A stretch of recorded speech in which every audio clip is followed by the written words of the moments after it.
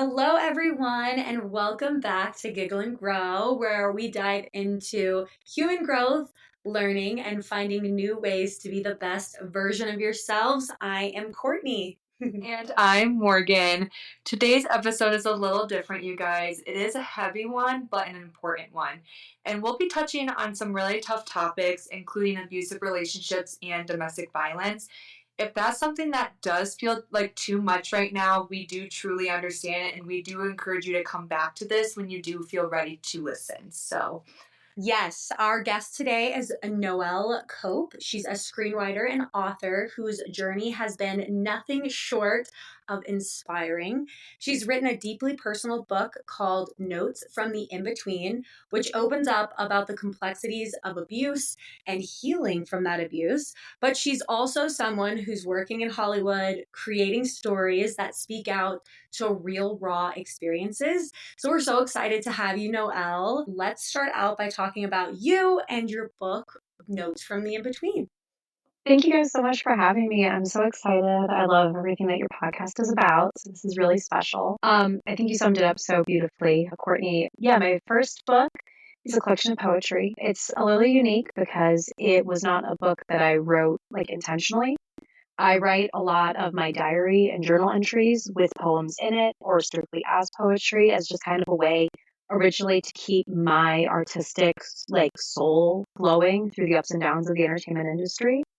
Being an actress and a screenwriter, you're in a very collaborative medium. And so I wanted something that was just like mine. And then I was like, you know what? Maybe I should share my poetry with the world. It's been like a back of my mind pipe dream. And I had this need that we'll get into to tell the story and talk about a lot of things that I think get. Sorry, I'm getting over a cold. My throat's going in and out. That we miss when we discuss these kind of heavier topics and topics that deal with very nuanced and difficult to understand things like, emotional abuse, domestic violence, intimate partner abuse, and violations of consent in what should be consensual relationships. absolutely. And writing about something so personal must have come with its own challenges. How did you, Noelle, navigate the balance between writing about such heavy topics while also making it a story that others could connect to and learn from? Yeah, I think the number one thing for me was just being incredibly intentional.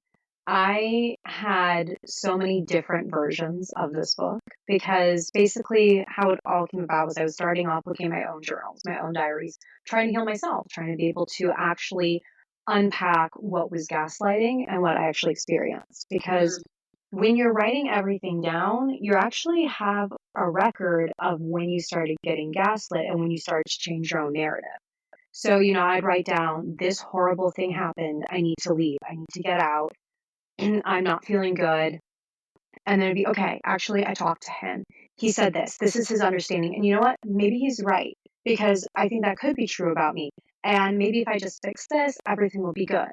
And so I'd have these pages and pages that show the way that I started to change. But in the poetry, the feelings never went away. Like I could tell myself, oh, I'm going to do this, this, and this, but I'd still be like, I feel sad. I feel heavy.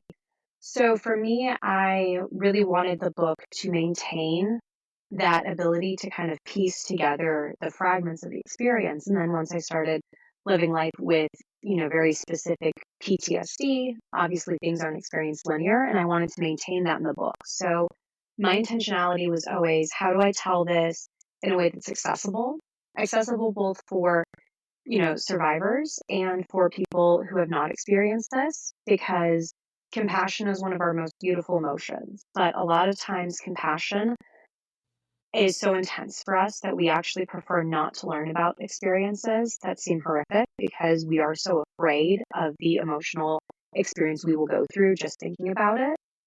And that can paralyze a lot of allies. And so I wanted a book that is one where I can go, okay, allies, it's going to be heavy, but you will be able to get through it. It's not going to be exploitative. It's not going to be graphic. I'm not here to like shove anything that's terrible that I went through in your face. It's not explicit. Many things are implied with the focus not on the acts themselves, but the emotional damage from it, which also has helped a lot of survivors. No two survivors are going to be abused the exact same way. we're not going to experience it the same way. And trying to make it monolithic hurts all of us because it excludes people from the conversation. Yeah, no, that makes total sense. And it sounds like you were going through this while you were still working, while you had a normal life, which I think a lot of girls are probably dealing with. So I'm kind of curious how you tell your personal stories on the page versus how you might do it through screenwriting, right?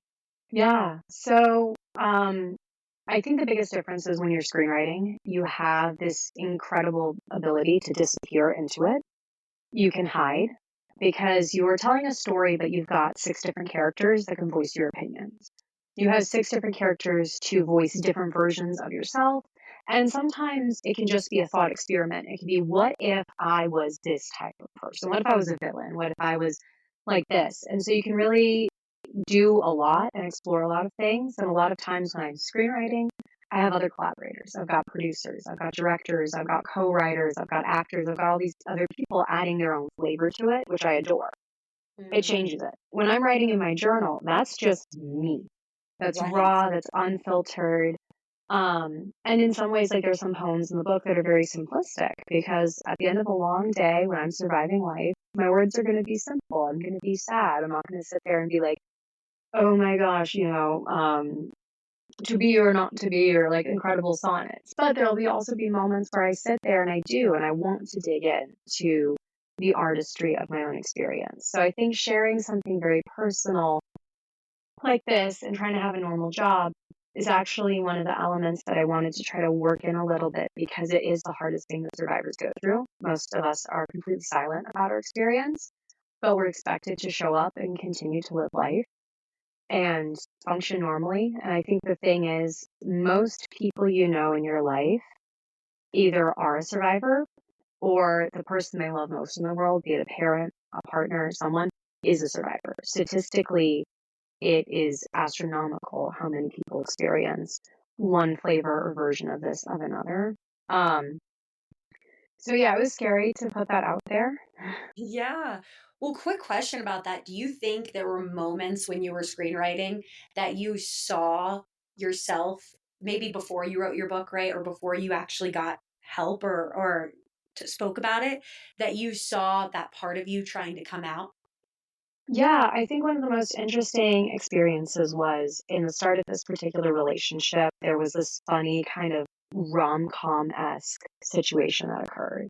Mhm. And I found as the relationship got darker and darker, it was really hard to even think about telling this story in a way that glorified this start because I couldn't necessarily separate the nasty feelings. I couldn't fall back in love with it. A lot of blocks, my writing got darker, got sillier. I found myself going from loving like drama to wanting comedy. I wanted to laugh. I wanted permission to be silly. I wanted to change my relationship to my body. So yeah, very big pivots were happening. Interesting. And, as you dove further into your book and the notes and from the in between, it focuses on the deep complexities of abuse and the silence that surrounds it. How does your book address the internal conflict many people feel in speaking about their experiences? Yeah, I think the book, the beautiful thing is poetry. So there's a lot that's kind of in the layers of it. But there are, a couple of poems in there that really do speak to the silence. One of the main ones is I write an entire poem about the justice system because I think one of the things that really prevents survivors coming forward is when an incident happens and we're told very quickly and very promptly that we will automatically be denied justice and it is not in our favor to go forward or to speak out because the law is not on our side. One of the things being, especially like in my case, is if the person that you experienced a non consensual experience with was someone you had previously at any point granted consent to, Mm, it is not qualify as the big R word in the court of law. At best, it is sexual abuse. interesting. If you have like a restraining order, if you have other police reports you filed, we can change it and maybe a judge will upgrade it to the R. But generally speaking, you will be denied. Is And that that changes what courts it goes to the entire judicial process. so? Is that federally, or do you know if that changes state by state? I was be It curious. was implied to me that it was at a federal level. Interesting. Some states may be more progressive. I am in the state of California, which, to my knowledge, has a couple of the more progressive laws regarding this. Mm-hmm. Again, there's many things. For example, any male survivors will generally be denied the ability to get it seen as R because most states, not federally, but most states, it is dependent on the exact uh, bodily things that are done, and that's very specific. And then the relationship consent, all of that applies. That's one of the reasons why it's very hard for men, regardless of the gender of their perpetrator, to get justice. It's like all of it is very, very specific language, state by state and country by country. Some Yeah. countries like Sweden will use the R word on a blanket of things that where consent was violated, including, if I'm not mistaken, coercion cases can count as well.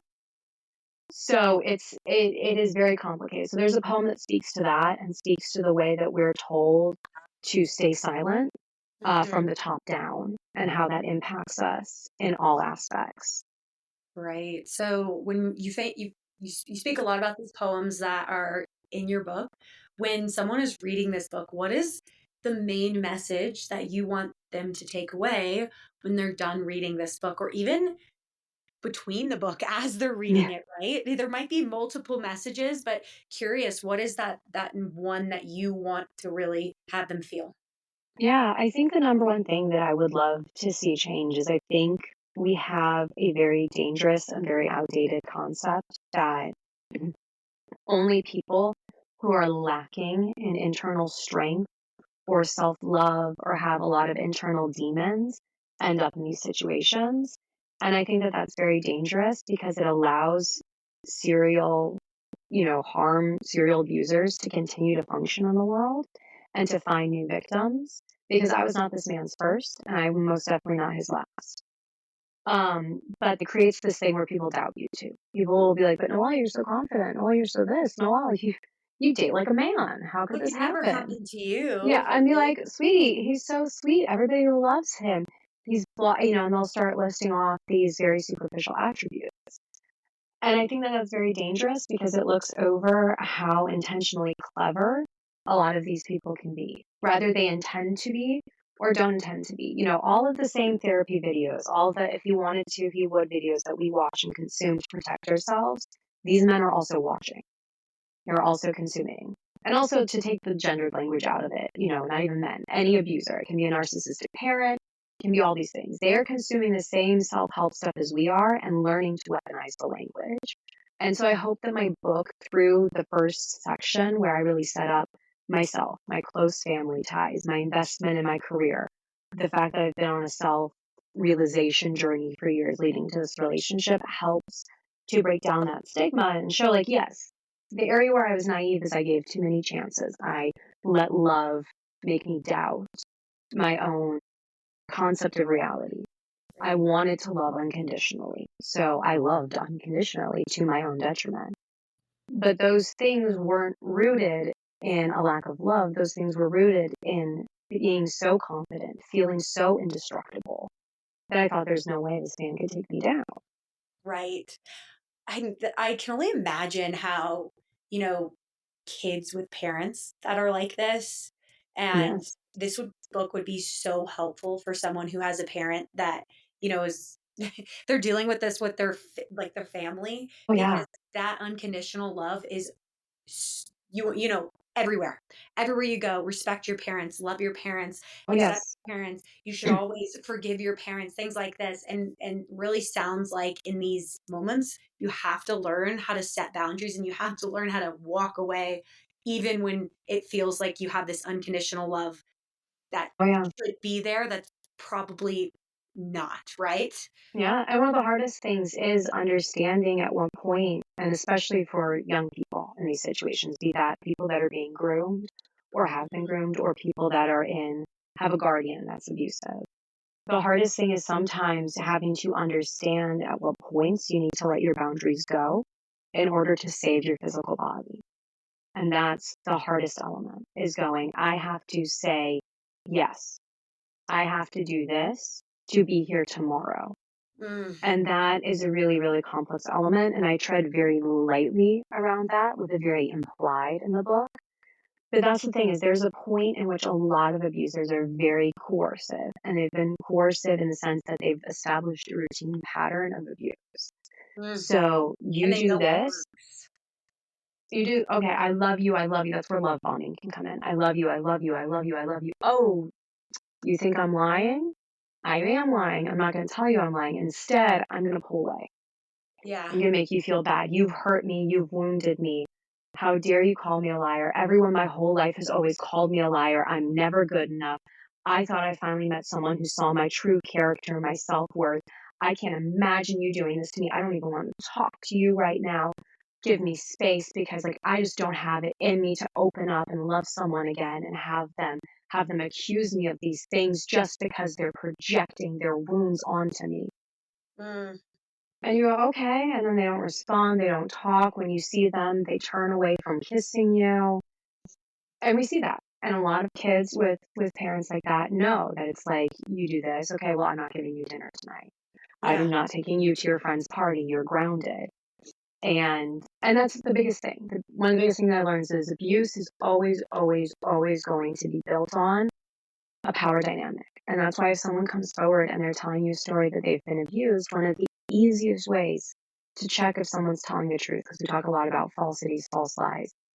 If there is a power dynamic, it is very easy to figure out exactly who's the true victim because the person who's the victim is always going to be on the shorter end of the stick or the bottom end of that slope. The person with power is always going to be able to abuse because they've accumulated that power in order to give and take away based on behavior and keeping And someone as in we're check. Yeah, and I mean, as we're kind of talking on this topic as well, for those that may be going through it, have already walked through it, or maybe haven't came across a situation as such yet, it is easy to kind of get caught up in those emotions, that side of things. And so what might be some of those subtle warning signs that might be thrown around there that might be more simple for you to share with someone that could catch on to these quicker? Yeah. I had many interventions in the course of this relationship. Um, Many people started expressing to me that I was very off either in my behavior or physically. One of the big things was dramatic weight loss. Some people it's dramatic weight gain. Okay, so it's different per body. I had acne on my back, which I've never had before. My face was breaking out. I was feeling jittery, right? But with him, it's just this constant like I'm anxious, I'm anxious, I'm anxious, and my body was trying to purge it. A lot of times, our instincts are going to be freeze or fawn, and so that means that mentally we're doing everything to self-soothe and pretend like what we're experiencing is okay and healthy. Your body is going to be the biggest tell. Disturbance in sleep, nightmares about this person, general feeling of unease, people around you citing that you're behaving differently, you're isolating yourself more. All of those are very small changes. And a big thing for me that I wish I'd listened to is my intuition. Anxiety is going to be really loud. And in this relationship, you're going to have a lot of anxiety or dynamic, regardless again of who you're doing this tango with. I started reading a lot of self-help books. I started reading books like How to Survive Emotional Blackmail. That should have been enough of a wake-up call that I'm in a relationship where I can't survive emotional blackmail. It's not worth putting in this much. But I kept sitting there like, if I know everything better, I can survive it. So I'm going to read this book and I'm going to know how to like get rid of this behavior from him. That makes Wow. sense. That's Yeah. powerful. Yeah. Everything is so powerful. So you talk about these red flags, feeling the anxiety, like really getting in tune with your body. So what are those next steps once, you figure out these red flags, and how do Yeah. you untangle yourself from these situations?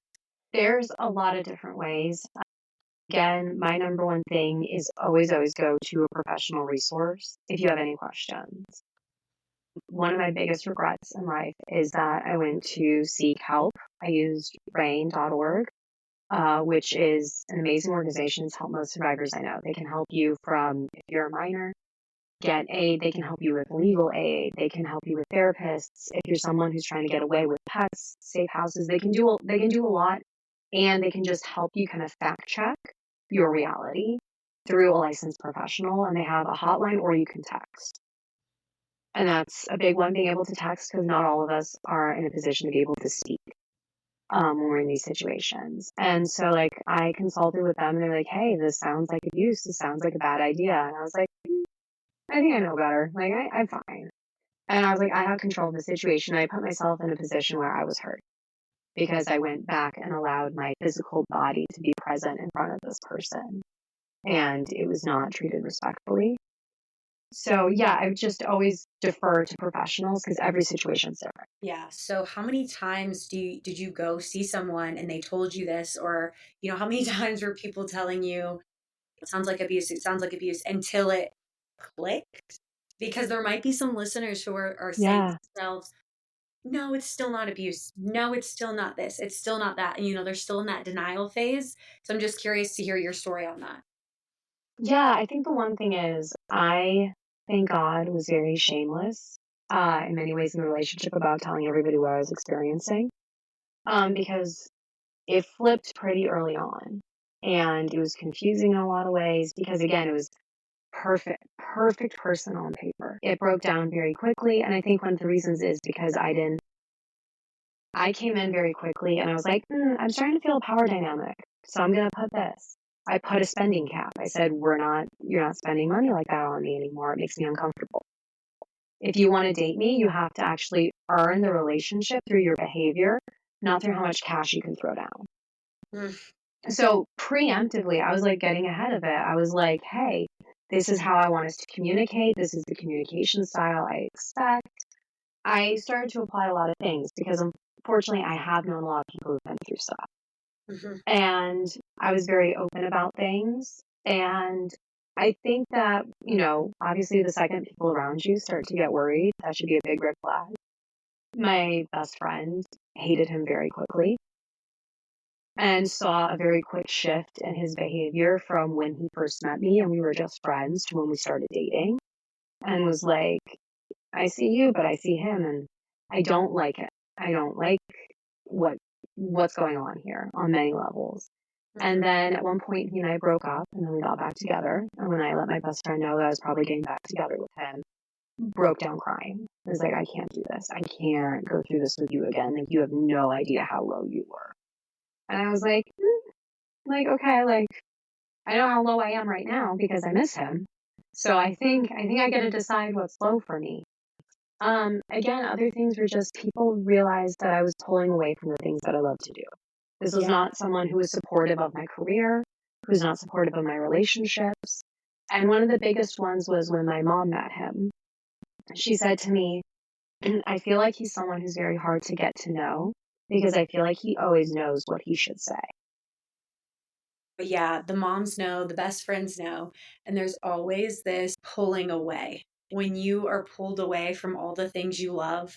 And that can even be a like physically abusive relationship. That can be a total mental abusive relationship. So if you're Yes. listening to this and you're pulling away from all the things you love, it doesn't have to be physical, right? It can be verbal, mental, spiritually. It can be a lot of different ways of abuse. And that I think that is a very big telltale sign. Oh, yeah, no, he very much wanted me to quit a lot of my creative passions, was very discouraging about me pursuing acting, was very picky, but at the same time was very interested in me pursuing things that served him. And he Mhm. got very upset because I stopped sharing creatively. I wouldn't let him read what I wrote. I wouldn't tell him about what I was filming, what I was doing. I really shut down. And he got really upset. He was like, why do you do this? And I was like, because it doesn't feel good. And again, that's part of where like my indestructible brain came in, which is, okay, I've been through this before. I've had so many people tell me like, I think you should do something else. Like, I don't think. And the truth is, a lot of times when you're an artist, you sit outside the exact perfect box Mhm. of success because you haven't achieved it. You're still finding your voice. You're still working on your craft, be it as a writer, anything. Like, that's part of the artist's journey. And so I sat there and I was just like, oh, he doesn't need to know because someday I'll release the final product and then he'll wake up when the rest of the world wakes up. But I didn't realize how much him doubting me and being shocked. Like, one time I remember telling him, I was like, oh, well, I'm in an acting intensive right now, so I don't have time for that. And he was like, what? You know, and different things. Didn't support you at all. No, it didn't support me in hobbies, crafts, any of that. Like that stuff speaks volumes. But at the same time, would get very upset and angry and be like, you're not interesting enough. You don't do enough things. You know, the reason I loved my ex-girlfriend was she did everything. She never could sit still. Her life was so far outside of me. You know, you talk about this voice, you losing your voice, right? How does somebody reclaim their voice, right? Or, you know, when did you find yourself reclaiming your voice and what were you doing? Yeah, honestly, the truth is, it is a year-long journey. And I think that that's one of the things is I don't wish to discourage anyone with that. I want to encourage everyone by being like, hey, it's not going to happen overnight. And the reason is you have to purge this other voice in your head. You have to prove them wrong by listening to yourself. And that takes time. And it takes time to trust yourself again when you've been gaslit and told that you are your own enemy. So I think, you know, honestly for me, and I would advocate for a lot of survivors of emotional or physical abuse, it doesn't matter. One of the best things that they say that you can do is get back into your body somehow and start there. Now, regardless of what your physical abilities are, find some way, be that walking, if you can do a dance class, swimming, aerobics, something, because that body mind connection has to be repaired. Because if you're living in this state of fear, your body and your brain are very disconnected on what's going on. And so getting back into that, and then honestly, letting myself consume things that I felt were cringy that I used to love. Watch a dumb show that this person would hate. Like, there's an angry phase, and that's something I don't sugarcoat in the book. There's a point where you're angry and you're mad. You get to go on with your life, but I feel like my brain and my body and my spirit are wrecked. And you're not. You're normal. This is normal for you. And it feels rotten. And I was like, the way that I get revenge is by doing all the things you would make fun of me for and loving it. I'm trying to think of an exact example, but I think a lot of it was just like listening to music he thought was dumb. Listen to your music, girl. Like, if he hates Taylor Swift, listen to Taylor Swift. Yeah. Like, She's probably the best person to listen to in that moment, right? no, exactly. Well, I personally love that you touched on that journey. I think for any kind of healing, it is a journey, and it's unrealistic to think that it's going to take only 2, 3 weeks. I think most journeys, it's 2, 3, 4, 5 years. I mean, we're always rediscovering ourselves and finding new versions of ourselves. So, again, Noelle, I really appreciate you touching on just this emotional, very hard topic because not often are we able to find resources or people to really sit here and listen to or talk about this kind of stuff. So, again, I appreciate you doing so. I think, again, the biggest piece of advice is just it's a journey. Life is always going to be up and down, but your intuition matters so much. And your intuition is always going to be focused on kindness and love. And you deserve that. And the survivors in your life deserve that. And that there is so much courage in being willing to open ourselves up to compassion and listening to people who have been through tough experiences and speaking up on their behalf, even if that includes facing truths about ourselves we don't want to and how we may have enabled people who aren't kind. But it's so worth it because there's always a chance to get up and do better tomorrow. I absolutely love that. And again, thank you so much, Noelle. We'll be back with more conversations about growth, healing, and everything in between, you guys. If you haven't already, be sure to subscribe, rate, and review. And we'll see you next time. Give our guest a follow on Instagram as well. And until then, take care, keep going, and of course, keep giggling. Thanks, guys. Bye.